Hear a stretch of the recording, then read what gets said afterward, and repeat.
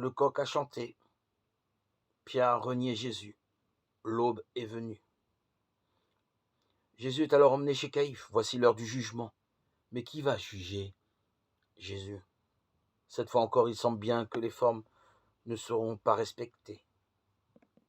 Luc, Matthieu et Marc indiquent que Jésus a été emmené au Sanhédrin, haute cour de justice de 71 membres, qui avait possédé bien des pouvoirs avant l'occupation romaine et qui ne gardait que le droit considérable, certes chez les Juifs, de juger en matière religieuse.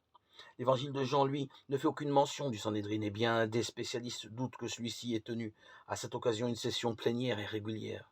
Pour plusieurs raisons, le procès devait se tenir non chez le grand prêtre, mais dans l'enceinte du temple, exactement dans la chambre de la pierre taillée.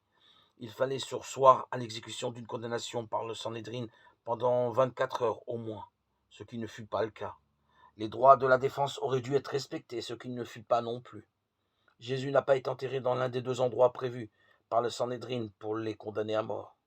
Si les pharisiens, dont certains étaient membres du Sanhédrin, avaient participé à la réunion chez Caïphe, ces rigoureux auraient sans doute exigé l'application stricte de ces règles, comme ils le firent en l'an 62 quand le grand prêtre sadducéen Ananias convoqua le Sanhédrin sans les en avertir afin de condamner Jacques, frère et Jésus, et quelques autres chrétiens, ayant démontré que la session était illégale puisqu'ils en avaient été exclus.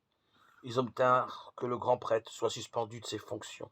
Les pharisiens ne sont d'ailleurs jamais cités par Marc, Matthieu et Luc lors des procès de Jésus. On peut cependant se demander pourquoi, s'ils n'ont pas été convoqués par Caïphe. Ils n'ont pas protesté comme le ferait en 62 leurs successeurs.